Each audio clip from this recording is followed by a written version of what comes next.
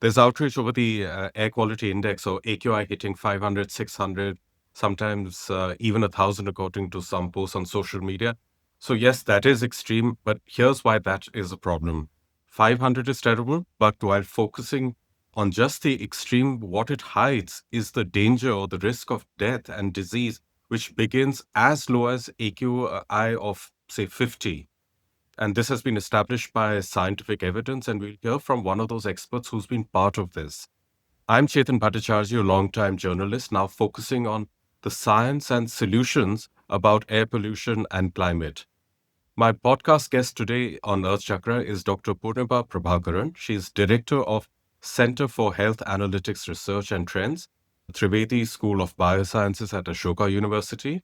Also, she has established a growing portfolio of work in environmental health and research.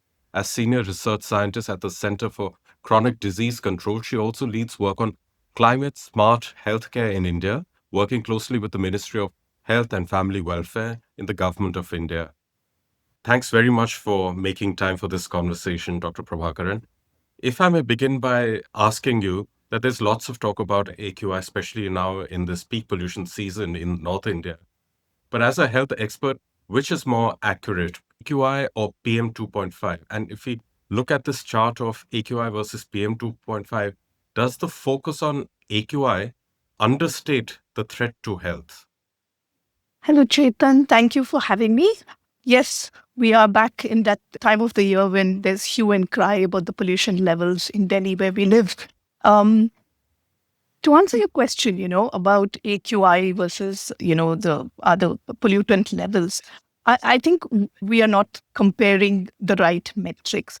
Let's break that down a little bit over there. So what is the air quality index? This was established back and released back in 2014 in Delhi. And really what it has is measurements of concentrations of at least 8 different pollutants measured over 24 hours, which includes our particle pollutants, PM2.5, PM10, sulfur dioxide, nitrogen dioxide, carbon monoxide, ammonia, and 2 more, I think, lead and ozone. Now, what really happens is concentrations of these pollutants are measured, some sub-indices are developed, and then the AQI is put out as a metric of the highest, sub-index. So comparing AQI to the pollutant levels is not the right way to go, given because it's a reflection of several different pollutants. And in terms of the levels of AQI and mapping that to the levels of pollutants, I think we need to focus it from a health lens. And I think from that point of view, I think the PM2.5 levels are really the ones that require all the focus. And this comes from a growing body of evidence in India. Drawing our attention to this graphic that the CPCB, the Central Pollution Control Board, which is the nodal agency for pollution control in India, that they have put out.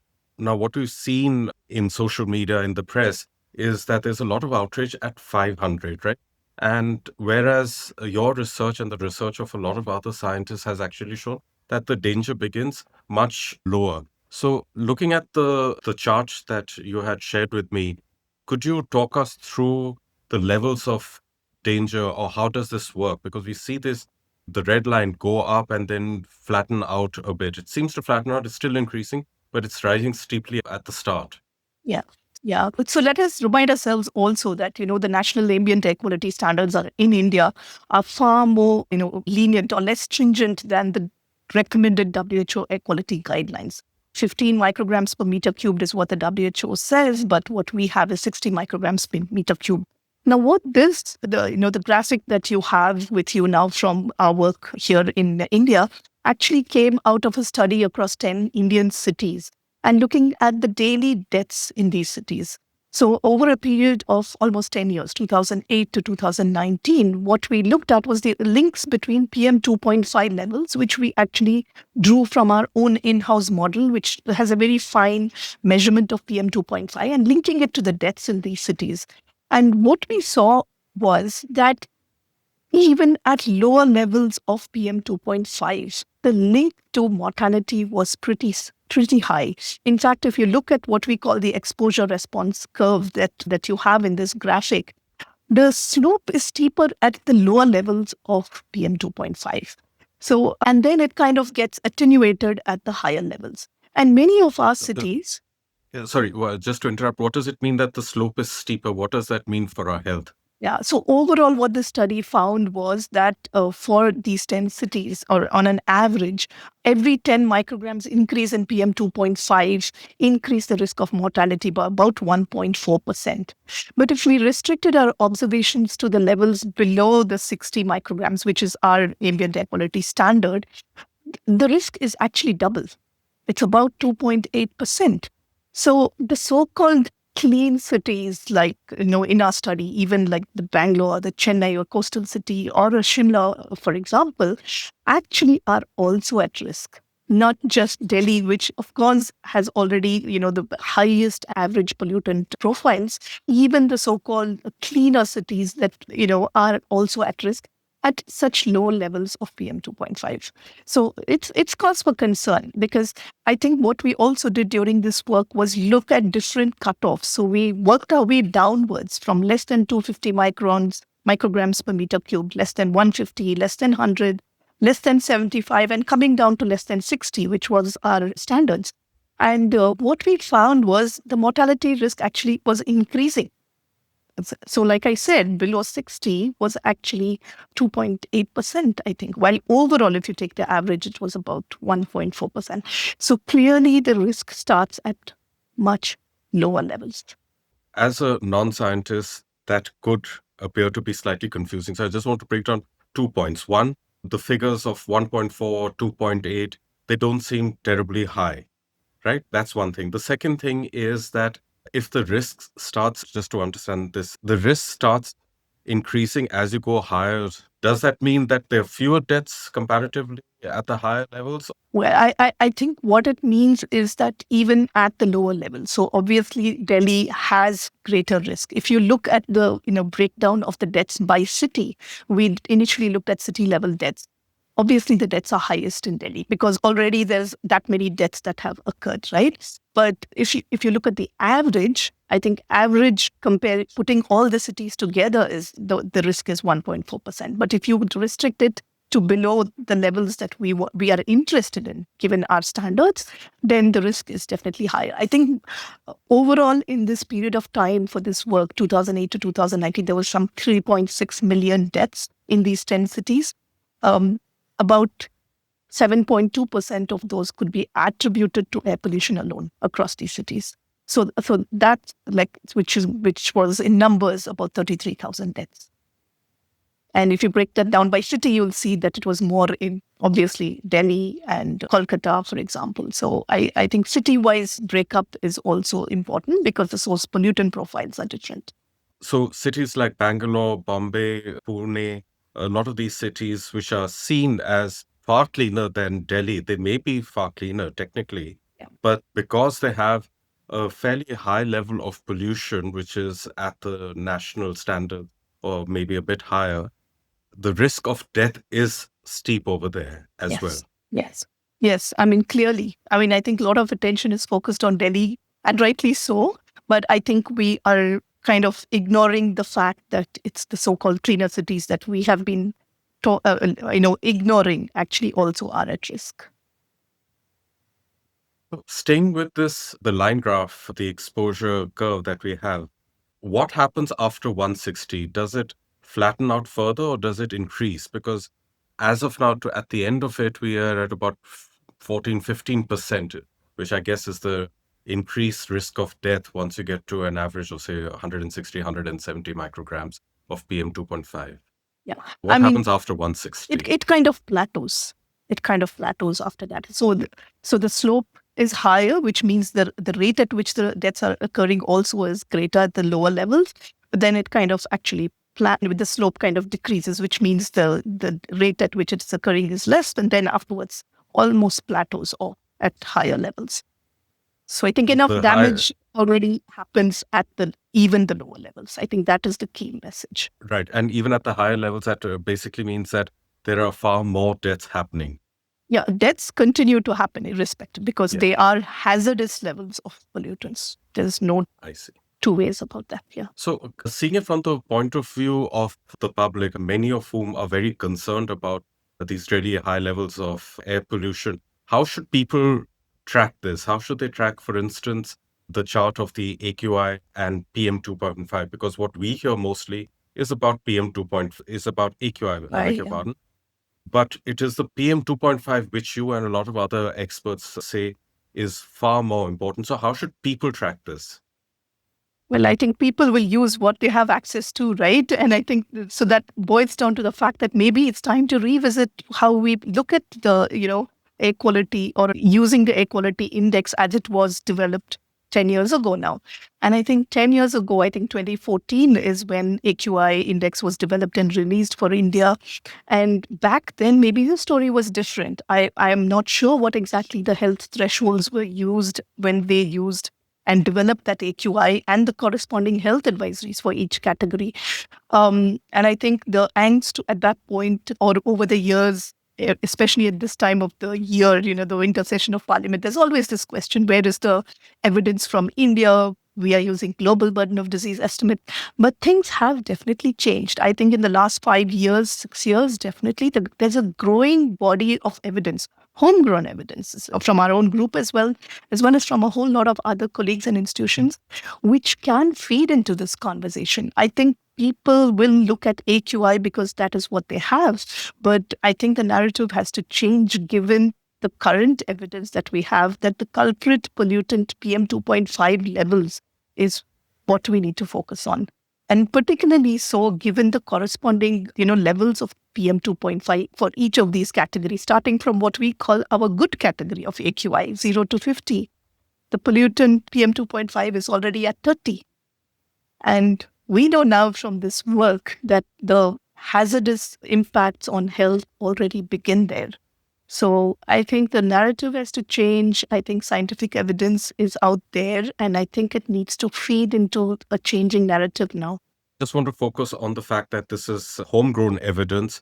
Your research is based on about 10 years of data, I think a bit more. Could you just delve into that a little bit before I come back to that chart and take you up on your last point on how the risk begins at 30 micrograms? A bit about your research. What is it based on? You had mentioned 10 cities, 10 years of data. Anything more that you can add to that?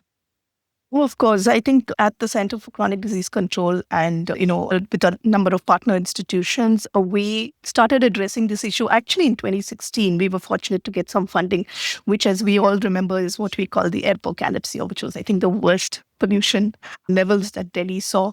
We were fortunate to kind of start our work with two cities, actually Delhi in the north, Chennai in the south, because we had long-standing population-based studies in these two cities, 20,000 adults being followed up since 2010 for, following up on their cardiometabolic risk factors, hypertension, glucose, lipids, and of course, mortality studies as well with time. We started out to fill an important gap that was there in this area of research, which is how do you measure exposure to air pollution?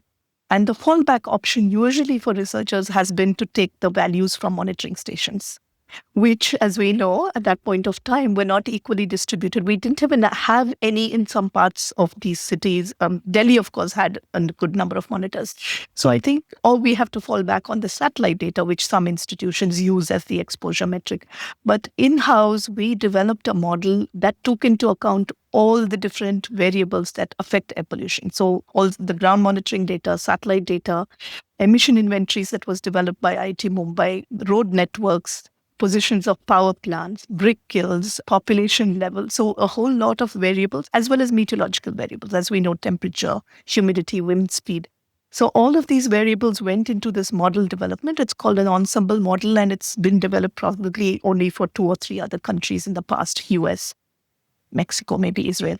And one of our fellows got trained at Harvard, which had developed this model earlier. And we were able to develop first for these two study cities, Delhi and Chennai, a very fine model at 1 square kilometer resolution for these two cities, which gave us the exposure profiles hourly, daily for these two cities. And with time, we were able to kind of expand this model for the entire country for 2010 to 2021, and we are updating it now to 2024. And what we were able to do once we had these exposure profiles was to kind of link it to data that we had ourselves, for example, the blood pressures of adults in these two cities. And some of the first few studies that linked health outcomes. So, for example, our study on hypertension in Delhi and Chennai, we were able to show that for every 25 micrograms increase in PM2.5, the blood pressure of individuals increased by 3 to 5 millimeters of mercury. Now, for a doctor or physician, that 3 to 5 may be at an individual level, not too much of a difference.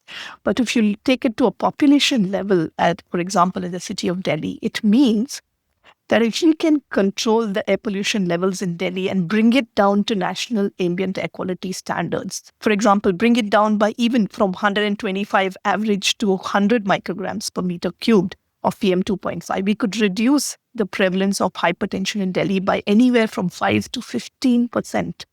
Now, that's a whopping figure. I know for a country who's already overburdened with health systems, having to focus on so many different things, it means you're turning away that many people from accessing healthcare for treatment of blood pressure. So that's the narrative we try to use. And we had similar results for fasting glucose, for lipid levels, and now for mortality. We are expanding our work to also different health outcomes, cancer data, stroke data, and also expanding it across the life course. So we are looking from pregnancy, children, adolescents, and elderly at the other end of the life stages. So we have now in our GeoHealth Hub, which is one of only 7 such hubs funded in the world, expanding our work using a life course approach. So not just looking at adults, we were interested in adults because we had our own cohort that was being followed up for cardiovascular risk factors.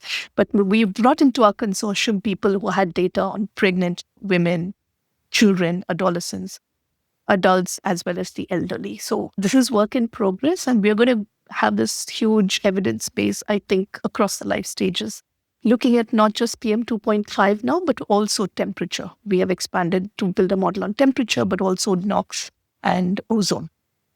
So it's a growing... And that's because of that, there's also going to be the effect of global warming on all these factors, on all these inputs. Of course. And also, I think we've already published this, the interaction between air pollution and temperature. I mean, we always tend to think in silos. I mean, in a Delhi or an Orissa, for example, we don't have just air pollution or just heat.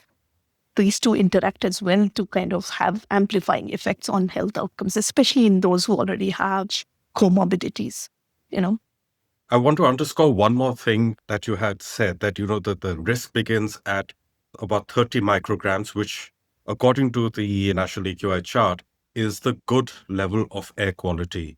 Then the outrage begins at 500. In between, there is what we could refer to as chalta hai attitude, which is, it seems okay.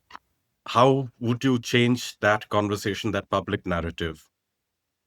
Well, I wish I had the power to change that narrative, but I think putting this message out there, that it is not the AQI that is the right metric.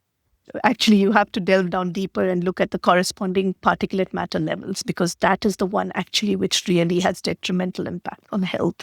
I think that message has not reached people, but I think it's time to do so, because I think even the corresponding health advisories that we are seeing for these AQI levels, like I think 0 to 50, what they say is it's not good for sensitive people, whereas reality is it's not good for anyone. And which is why you have the WHO air quality guidelines sitting at 15, and we are way above that in so many parts of our country. You worked in this field for a long, long time.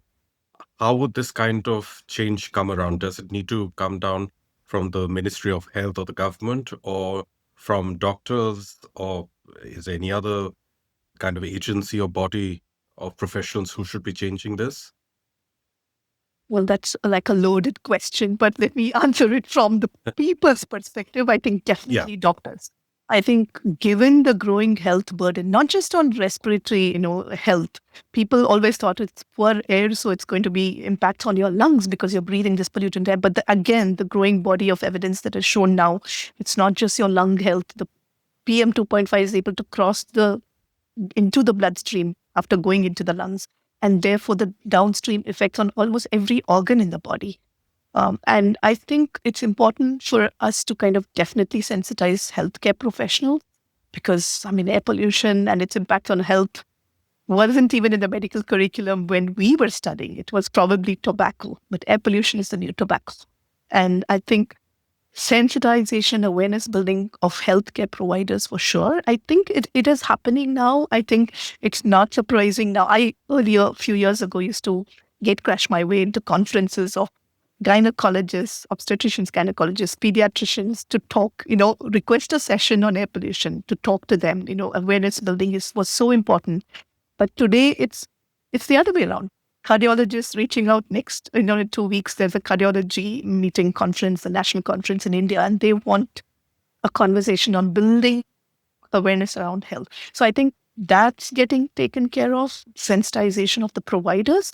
But I think at the top, the top-down approach of changing this narrative, I think it's not easy. It's going to take a number of different stakeholders. I don't know who can spearhead this conversation. Ministry of Health, maybe, because of course it is a health issue. But I think since the standards are made by different agencies, I think there has to be crosstalk between Ministry of Environment, Ministry of Health, the technical groups that can feed into this conversation. And of course, I think even the Ministry of Women and Child Development, given the gendered impacts as well as impacts on vulnerable groups like infants and children, and other stakeholders, Ministry of Energy, Ministry of Power, Ministry of Agriculture, given these sources are coming from so many different sources. I think a conversation across the board is definitely important. And we know, Commission for Equality Management or the EPCA in the past, we used to, have this outcry because there were no health voices there to start with. And I think things need to change on that front. I think it's going to take multiple voices and agencies and stakeholders to come together to make that change happen. So, as I understand it, health metrics are still not quite at the center of it. Yes, there are health advisories which are part of this, but they haven't really changed over the last 10 years or so. What does it mean to have health metrics at the center of air pollution control? And what kind of metrics are we talking about? So I think the impacts on health are far ranging, right? Like I gave you an example of hypertension. I can say similarly for glucose, but take up pregnant women exposed to poor air quality. You're going to have impacts on pregnancy outcomes, birth weights, stillbirths, premature deaths. And right away, you're impacting our future demographic dividend or child growth and cognitive development. Growing evidence talking about impacts on child growth, on child cognitive development. So across the board, we have cause for concern. So I think the earlier NACs, for example, National Ambient Air Quality Standards was 2012. I'm not sure what exactly was included in the form of any health indicators while developing thresholds. Or I think that's where we need to, step in. And, if there is a revision of NACs happening, it certainly needs to take into account the current evidence. It was an excuse in the past. There may not have been evidence from India, from Indian population, but today that situation has changed. So I think including any of these, burden of disease, the attributable fractions of deaths due to air pollution, all this evidence that is out here now today could be taken into account when developing the categories of good, moderate, poor, very poor, severe, whatever we have today. So there would be a direct correlation if health metrics are included. There would be a direct correlation between declining air pollution levels and improving health metrics, say like birth weights, hypertension rates, and so on. Yeah, whatever we have. I think, like I said, across life stages, we have evidence, growing evidence now.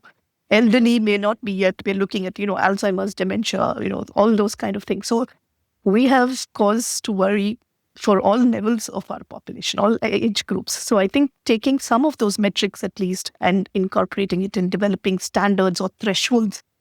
There is no safe threshold just now in India. There is no safe threshold. So I think it's important to kind of have these conversations and see what we can come out with. The threshold might be something closer to the WHO standard. Yeah. Is what you mean. Yeah. I see. So to anchor this entire conversation into something more practical as a parent, as somebody who may be suffering from respiratory issues or hypertension and whatnot, on a daily basis, we see the evenings and the mornings have particularly high levels of pollution in places like Delhi across North India. How should we, on a day-to-day basis, be tracking PM2.5, and what should be our responses in lieu of the health advisories and additionally the health advisories that you have listed out?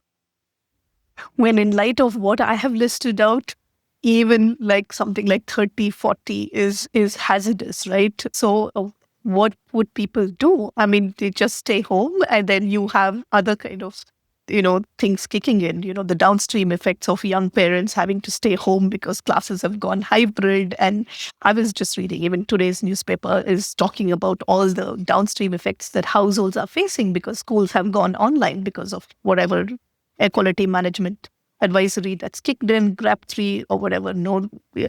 So I think what can people do? They just have to avoid exposure. And avoiding exposure means you don't go out for your daily living. Your kids don't go out to play.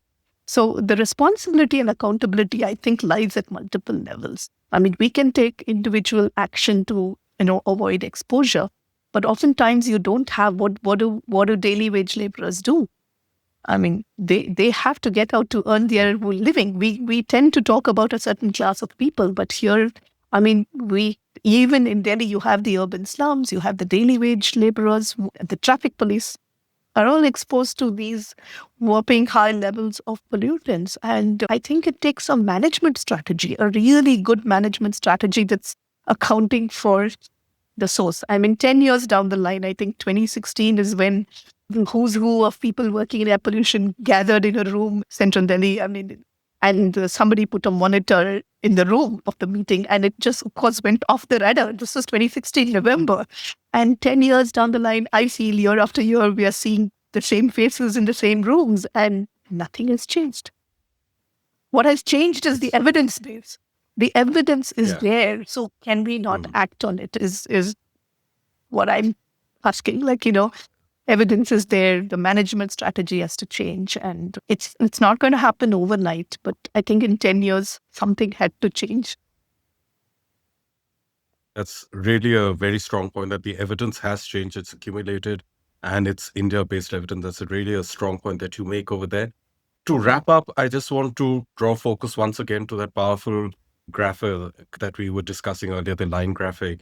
If you could simplify it a bit further, would you be able to say what is the percentage of the risk of death for, say, every 10 micrograms increase in PM2.5? Yes, of course. So I think what we found in that work was that for every 10 micrograms increase in PM2.5, this is using the data that we had for these 10 cities, as in daily deaths from these 10 cities over 10 years, 2008 to 2019. The increase risk was 1.4%. Every 10 micrograms PM2.5 increase. But this was observations at all levels of pollutants, because we had a Delhi over there, we had a Kolkata, I mean, with high levels of pollution. If we restricted observations to just those below 60 micrograms, which is what our aspirational level is, our national standards are, the risk was higher. So I think it was double that. It was almost 2.8%. So I This think 1.5, 1.4% accumulates in the sense that it sort of accumulates. So as you go higher, it becomes whatever it is, yeah, 3%, 6%, yeah. So the 10%. 1.4 was for the overall data. Like, when you take everything together, all the data that we had across all the 10 cities. But if we were using only the observations where the PM2.5 was 60 or below, then it was twice the risk. So basically, what it says is that the risk is high even at the lower levels. I think that's the takeaway message. And it would be higher for a place like Delhi compared to Chennai? Yes. If you break it Yeah. down city-wise, it is, of course, going to be different.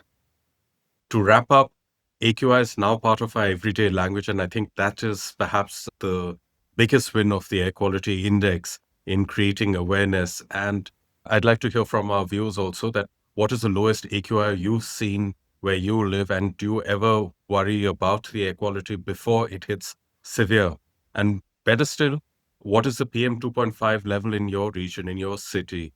Do share that with us in the comments below. And Dr. Prabhakaran, thanks very much once again for making time and explaining this to us in detail. Thanks for having me, Chetan. My pleasure.